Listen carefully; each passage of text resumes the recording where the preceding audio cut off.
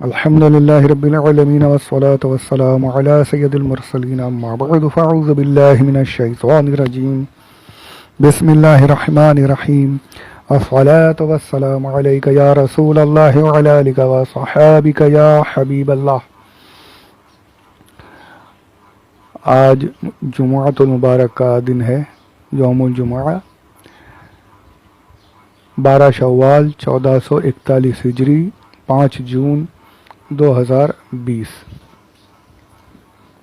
سورۃ البقرہ کی آیت نمبر 10 جو یہاں پر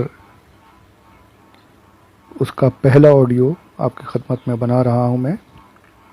الحمدللہ ہماری 10ویں آیت شروع ہو رہی ہے. اللہ عز و جل ارشاد فرماتا ہے: اعوذ باللہ من الشیطان الرجیم فی قلوبہم مرض فزادہم اللہ مرضا ولہم عذاب علیم بما کانوا یکذبون. آپ قرآن پاک میں جب پڑھیں گے تو یہاں پر دیکھیے مرض کے بعد لا لکھا ہوا ہے. یہ لا کا مطلب ہوتا ہے نہیں، یعنی یہاں پر رکنا نہیں ہے، یعنی پڑھتے ہوئے آگے جانا ہے. فی قلوبہم مرض فزادہم اللہ، اس طریقے سے پڑھتے ہوئے آگے نکلنا ہے. جہاں بھی قرآن شریف میں یہ لا ہو وہاں رکنا نہیں ہے. اور اس کے آگے دیکھیے مرضا پر جیم لکھا ہے. جیم یعنی جائز، یعنی یہاں پر وقف جائز ہے، رک سکتے ہیں. اگر سانس آپ کی طاقت ہے تو آپ آگے بڑھتے جائیے، یا رکنا ہے تو رک جائیے. مرضن کی جگہ مرضا پڑھیے تو پھر اس طریقے سے مرضوں ولہم عذاب علیم. اور یہاں پر علیم کے بعد دیکھیے علیم کے اوپر چھوٹا سا میم لکھا ہے. یہ چھوٹا جو میم جو ہے یہ عربی کا قاعدہ ہے، تنوین کے بعد با آنے کی وجہ سے اسے اقلاب کہتے ہیں، اقلاب کا قاعدہ.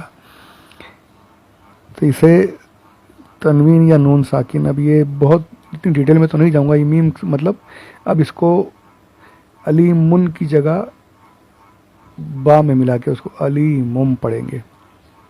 علیمم بما کانوا یکذبون، وہاں اس لیے میم لکھا ہوا ہے. تو یہ سب چیزیں سیکھنے کی ہے. بہت سی مدارس ہمارے ہاں لگ رہے ہیں، بمبئی میں تو ہیں ہی کافی، جانتا ہوں ہمارے علاقوں میں. آپ کے یہاں اگر نہیں ہو کہیں تو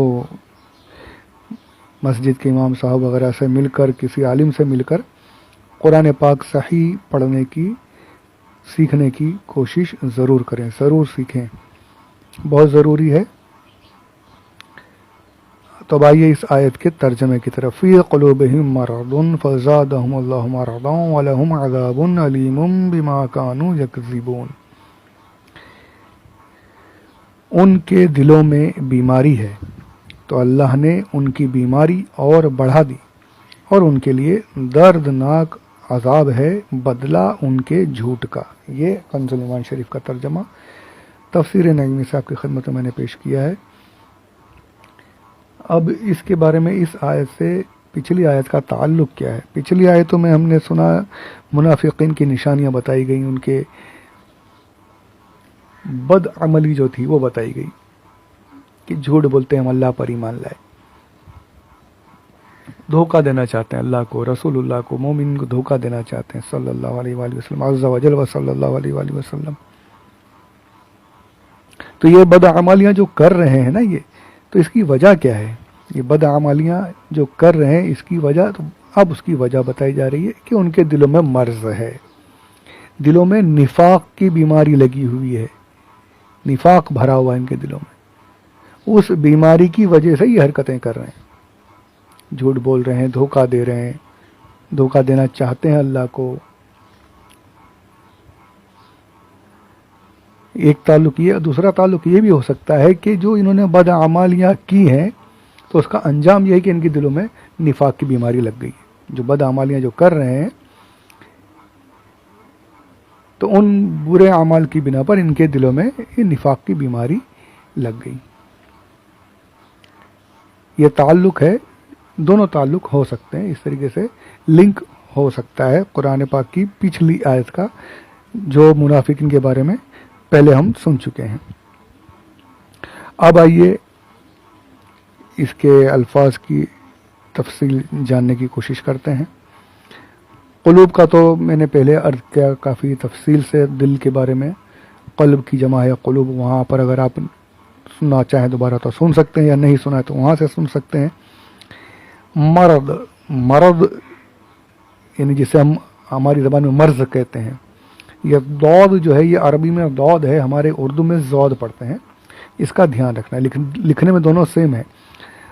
دود اس کا مخرج سب سے ڈیفیکلٹ ہے عربی میں، تو اس کو اردو میں تو ہم لوگ بولتے ہیں جیسے رمضان بولتے ہیں، رمضان اردو میں چل جائے گا، عربی میں رمضان، رمضان، رمضان، اس طریقے سے، یعنی چینجز زبان کے یہاں سے وہاں آتے آتے چینجز ہوئے۔ جیسے اعلیٰ حضرت کو بھی ہم احمد رضا خان بولتے ہیں، عربی میں اعلیٰ حضرت خود رضا لکھتے تھے، را کے نیچے زیر اور رضا، وہ عربی ہے، اور اردو میں دیکھیں تو رضا، تو یہ فرق ہے دود اور زود کا، اردو میں زود، تو یہاں پر بھی ہم لوگ مرض بولتے ہیں، مرض بولتے ہیں، مریض بولتے ہیں، عربی میں مرض، تو یہ مرض کیا ہے، مرض اب کیا ہے، تو میں یہاں پر اردو کے حساب سے مرض ہی بولوں گا آپ لوگوں کی خدمت میں۔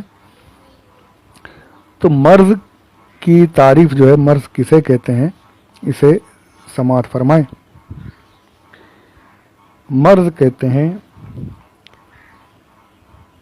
جو انسانی بدن کو عارض ہو، یعنی بدن پہ لگ جائے، بدن میں خلل پیدا کرے اور اسے اعتدال سے نکال دے، اور اس کے افعال میں خلل پیدا کرے۔ یہ ذرا بہت ہارڈ اردو ہو گئی کتاب کی، اس کو میں اپنی زبان میں آسان کر دیتا ہوں۔ یعنی مرض یہ ہے کہ جب انسان کو مرض لگ جاتا ہے تو انسان کا جو نارمل جو ہوتا ہے نا بیہیویئر، جو برتاؤ انسان کا، جو یعنی کہ رہن سہن، کام کاج، جو کچھ بھی انسان کا، جو انسان ہو جانور، جس کو بھی یعنی مرض لگ جائے تو پھر وہ اب اس کے جو نارمل سی ہے، جو اس میں ڈسٹربنس آ جاتا ہے، اس میں خلل پیدا کر دیتا ہے۔ مرض یہ ایک دم ایسی بالکل پرفیکٹ تعریف ہے، یہ بدن پہ لگ جائے، بدن میں عارض ہو جائے، بدن پہ آ جائے تو اس کی برتاؤ میں، اس کے کام کاج میں، اس کی ہر یعنی تمام جو بدن سے جو افعال ہوتے ہیں نا، جو نارمل طور پہ، اس میں ڈسٹربنس آ جاتا ہے، اس میں خلل واقع ہو جاتا ہے، رکاوٹ آنا۔ اب دیکھیے بخار بھی ہو جائے ہلکا سا تو پھر کیا حال ہوتا ہے، کام کاج کرنے کی طاقت ختم، سر درد ہو گیا تو پھر تو اللہ کی پناہ۔ اچھا، یہ ایک بڑی یاد آ گئی مجھے بات، تو عرض کر دوں، بخار اور سر درد میں نے کہہ دیا ہے، یہ ہم لوگوں کا حال ہے، یہ میں اپنی بات کر رہا ہوں، ہم نارمل لوگوں کا یہ حال ہے، اور یہاں پہ جو تعریف ہے وہ تو اپنی جگہ پر حق ہے، یعنی واقعی انہیں تکلیف ہو جاتی تو پھر انسان کے کام کاج میں پھر ڈسٹربنس شروع ہو جاتا ہے، کہیں پر دل نہیں لگتا، کچھ کام کرنے کا ارادہ نہیں کر پاتا، کچھ بس آرام کی کوشش ہوتی ہے، اور طاقت ہی نہیں رہتی، کمزوری آ جاتی۔ خود میں اپنی بات بھی کروں، مجھے بھی بہت ابھی آج کل تو یعنی شاید عمر کا تقاضا یا کیا ہے پتہ نہیں، بہت جلدی مجھے بخار وغیرہ سردی میں لگ چڑھنا شروع ہو جاتا ہے، اور پھر کمزوری اتنی شدید ہوتی ہے کہ اللہ کی پناہ، اور سب کو ہوتا ہوگا، جانتا ہوں، یہ کمزوری آتی ہے، تو اسی کو خلل یعنی کہا گیا، خلل، اس کے جو عادت کے طور پہ جو افعال ہوتے ہیں اس میں خلل پیدا کر دیتا ہے، اور یہ اعتدال سے نکال دے، یعنی اس کی جو نارمل لائف ہے اس سے نکال کے خلل واقع کر دیتا ہے، مرض اسے کہتے ہیں۔ تو یہ ہم لوگ تو ہمارا حال یہ ہے کہ ہمیں ذرا سا بخار ذرا سا ہو یا زیادہ ہو، ہم سر درد ہو تو ہم نمازیں جیسے تیسے فٹافٹ، اگر جو پڑھتے ہیں تو وہ، نہیں پڑھنے والوں کی تو تعداد اللہ کی پناہ، اللہ اپنی پناہ میں رکھے، سب کو پڑھنے کی توفیق عطا فرمائے، پڑھا لے، سب کو پڑھا لے، ہم کیا پڑھیں گے وہ پڑھا لے، آمین بجاہ نبی الامین صلی اللہ علیہ وآلہ وسلم۔ تو جو پڑھتے بھی ہیں تو اگر وہ بخار ہو، سر درد ہو تو جیسے تیسے جلدی جلدی پڑھ کے پھر آرام کرنا شروع کر دیتے ہیں۔ یعنی میں یہ نہیں کہہ رہا کہ تنقید نہیں کر رہا ہوں، واقعی حالت خراب ہو جاتی ہے، یعنی مشکل ہو جاتا ہے نماز پڑھنا، پر جو اللہ والے ہوتے ہیں نا ان کی شان ہی نرالی ہے یار. اللہ والوں کی جو باتیں نا, جو صوفیاء کرام جو ہیں, اولیاء کرام جو ہیں, ان کی شان بہت اونچی ہے. یہ الگ ہی چیز ہیں. یہ ان کو اللہ نے اپنا ایسا قرب عطا فرمایا کہ یہ ہر چیز میں اللہ کی رحمت کو ہی ڈھونڈتے ہیں. ملفوظہ شریف میں اعلیٰ حضرت کا میں نے پڑھا ہے کہ سرکار اعلیٰ حضرت نے فرمایا کہ ایک بزرگ کو بخار ہو گیا, سر درد ہو گیا, بخار ہوا, اب وہ رات بھر نمازیں پڑھ رہے ہیں. جو 5 وقت کی ہے وہ تو چھوڑیے, رات بھر بخار کے باوجود نمازیں پڑھ رہے ہیں رات بھر. میں نے پوچھا حضرت آپ کی طبیعت خراب ہوئی, بخار ہے, سر درد ہے, اور آپ نماز پڑھ رہے ہو, رات بھر آرام کرنا چاہیے. تو کہتے ہیں کہ مجھے وہ بیماری ہوئی جو اللہ کے نبیوں کو ہوئی تھی. اللہ کے نبیوں کو بخار چڑھا ہے, اللہ کے نبیوں کے سر درد ہوا ہے, تو مجھے وہ بیماری آئی جو اللہ نے اپنے نبیوں کو عطا فرمایا. تو اتنی مبارک بیماری مجھے ملی ہے تو میں اس کا شکرانہ کیوں نہ ادا کروں. سبحان اللہ, سبحان اللہ. دیکھیے یہ اللہ والے کہ بخار بھی آیا, سر درد بھی ہو رہا, تو اس میں بھی شکر ادا کر رہے ہیں, رات بھر نماز پڑھ رہے ہیں. یہ اونچا مقام ہے. آج لوگ ولیوں, اللہ اللہ کرو ولیوں سے, ارے ولیوں کے ذریعے سے انشاءاللہ اللہ عز و جل کا قرب حاصل ہو جائے گا. یہ اللہ کے پاس پہنچی, اتنا اللہ نے انہیں مقام عطا فرمایا, اور انہوں نے کی وہ سب اللہ کی توفیق سے. انہوں نے وہ محنتیں کی ہیں, وہ اللہ کی قرب کو حاصل کرنے کی کوششیں کی ہیں. جہاں تک ہم اس حال میں تو نہیں پہنچ سکتے. کوشش کر کے اللہ کی رحمت اگر ہو جائے, جس بندے پر بھی چاہے اللہ کرم فرما دے, اسے اپنی ولایت عطا فرما دے, وہ الگ بات ہے.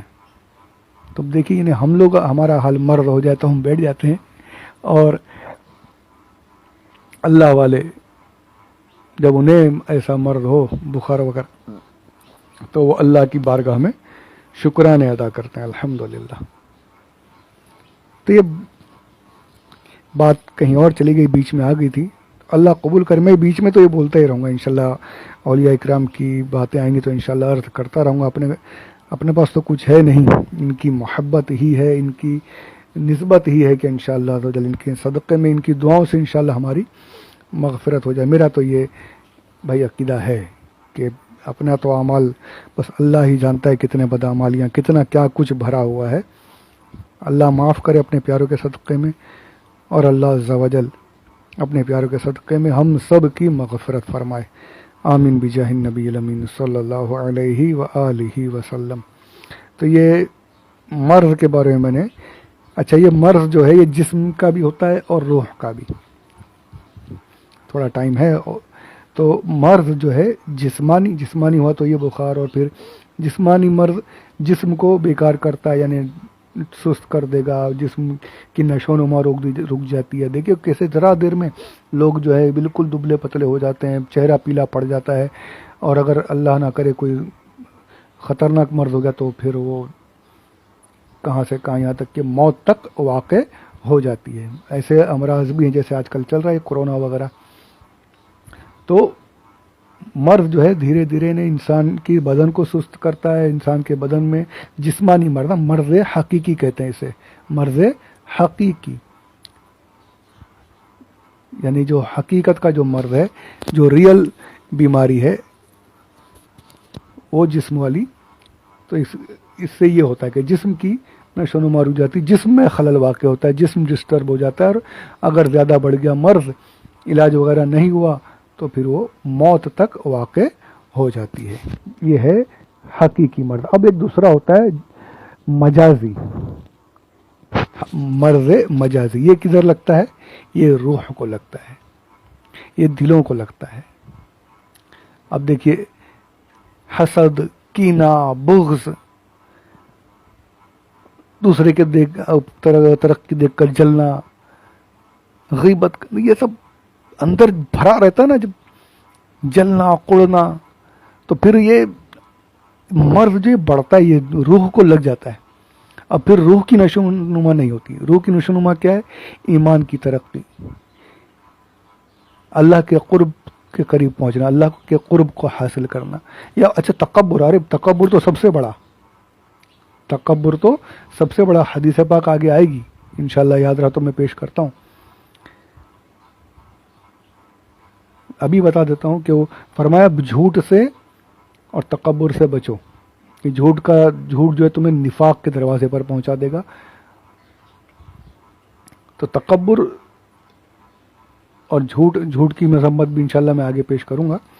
تو تکبر جو ہے یہ تو میں کچھ ہوں یہ سمجھنا، ارے باپ رے باپ یہ تو اتنا بھرا ہوا ہے ہمارے اندر، او ہو ذرا سا ہم نے تھوڑا کچھ کر لیا نیک اعمال، ارے باپ میں بہت بڑا ہو گیا، میں بہت کچھ ہوں، میں نہیں چلتا بھائی. جتنا جھکو گے اتنا اٹھو گے انشاءاللہ، اتنا اللہ ترقی دے گا. اکڑو گے تو پھر ٹوٹو گے. جو پیڑ ابھی چلی نا کل پرسوں ہوائیں چلی، جو اکڑ کے کھڑے تھے پیڑ تنے اکھاڑ کے پھینک دیے گئے. جو اکڑتا ہے نا وہ اکھڑ جاتا ہے، جو جھکتا ہے، جو پیڑ جھک رہے تھے بچ گئے، ہواؤں کے سامنے جھکتے جا رہے تھے بچ گئے، اکھڑے نہیں. جو اکڑ کے رہے تن کے اکھڑ گئے. تو ویسے ہی جو اکڑا، جو اپنے آپ کو کچھ سمجھا، جس نے تکبر کیا، اس کا تو نام و نشان مٹا دیا جائے گا. تکبر اللہ کا ہے. اللہ فرماتا تکبر میری چادر ہے، اس میں مت گھسنا. تکبر میرا ہے، مجھے حق ہے تکبر کرنے کا. تو تکبر یہ تو بہت بڑی بیماری ہے، روح کی بیماری جو ہے.